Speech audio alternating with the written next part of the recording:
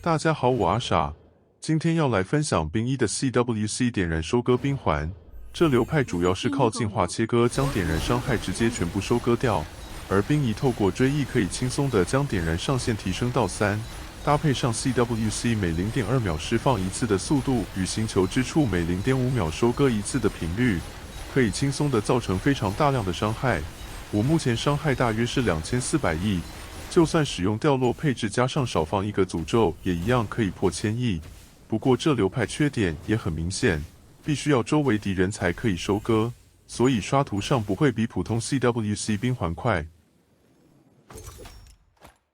头盔部分魔力封印比较重要，因为我们开了3个40%封印的增伤光环，而后缀可以使用家具、光环、诅咒这3条。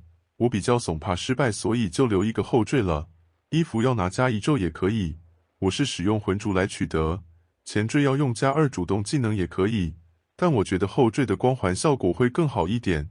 当然你也可以放弃高额的 ES 来把伤害词缀都撑高。项链用操木来取得每秒加具值与维持稳定的迷踪值，可以侵蚀出迷踪效果的更好。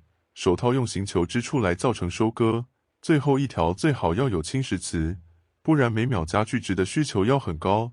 腰带后缀也可以上加具效果，不过我这条是 ES 流派万用的，所以就没上伤害词了。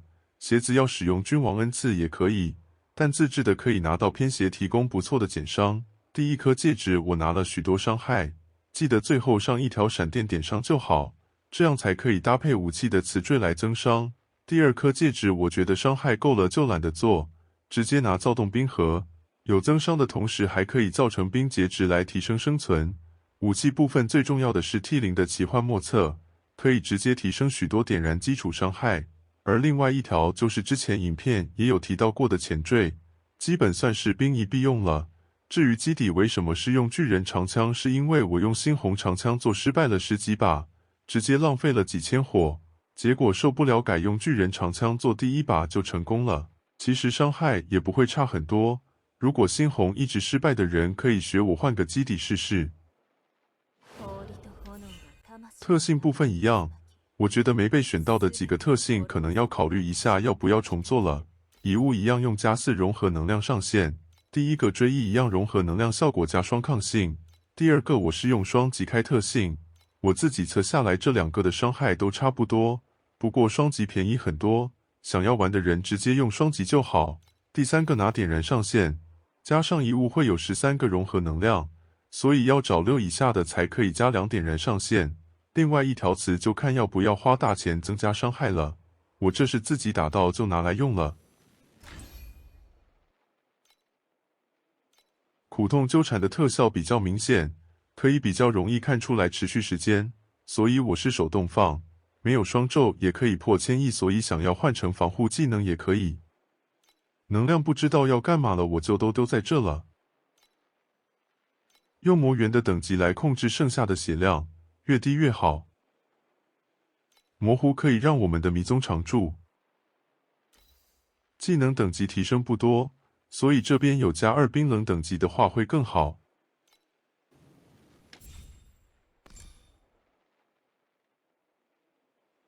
这边拿基础凋零伤害。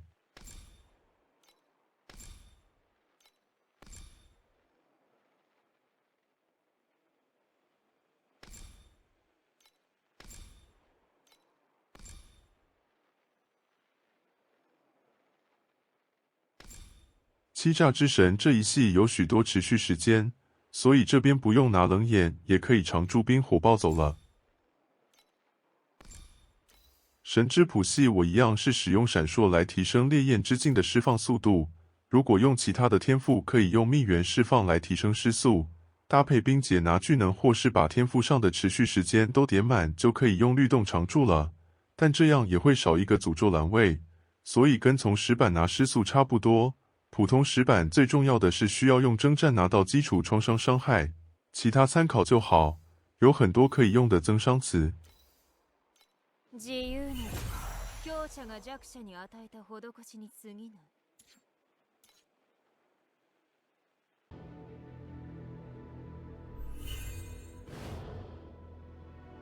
無敵2号の放水強度を選んでください。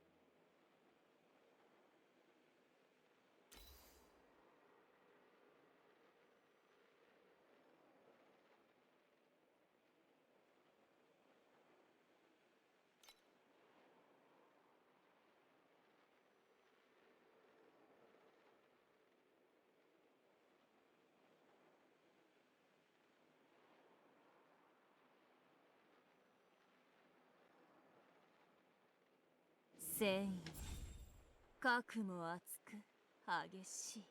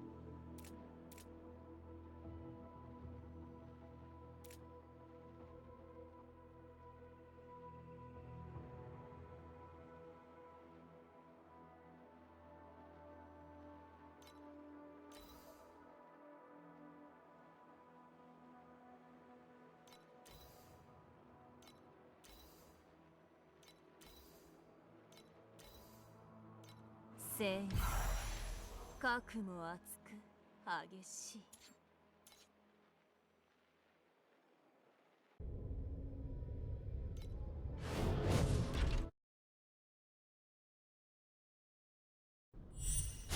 8之4的距离打起来会有点久，所以我都是打8之2跟8之3为主。